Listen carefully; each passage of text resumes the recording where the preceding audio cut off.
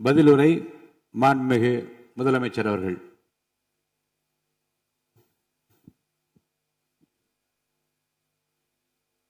மாண்புமிகு பேரவைத் தலைவர் அவர்களே, அரசின் தனி தீர்மானத்திற்கு ஆதரவு கருத்து தெரிவித்து அனைத்து மாமன்ற உறுப்பினர்களுக்கும் எனது நன்றியை தெரிவித்துக் கொள்கிறேன்.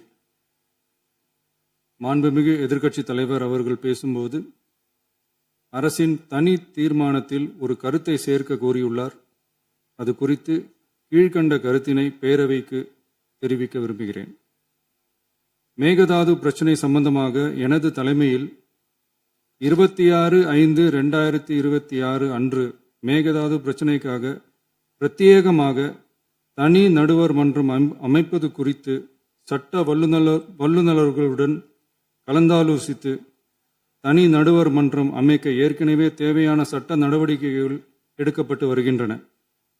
எனவே எதிர்க்கட்சித் தலைவரால் அளிக்கப்பட்ட கருத்தினை 4வது பத்திக்கு அடுத்து கூடுதலாக சேர்க்கலாம் என மாண்புமிகு பேரவைத் தலைவர் அவர்களை கேட்டுக்கொள்கிறேன்.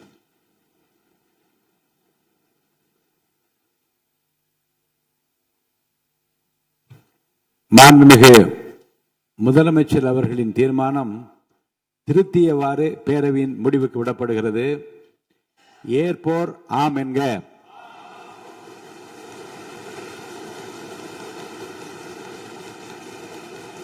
மறுப்போர் இல்லை என்க.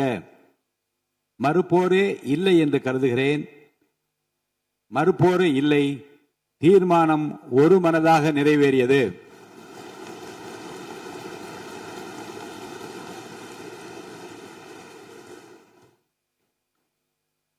ஆளுநர் பேருரைக்கு நன்றி தெரிவிக்கும் தீர்மானத்தை முன்மொழிதல் மாண்புமிகு பேரவை துணைத் தலைவர் திரு மு. ரவிசங்கர் அவர்கள். மாண்புமிகு பேரவைத் தலைவர் அவர்களே,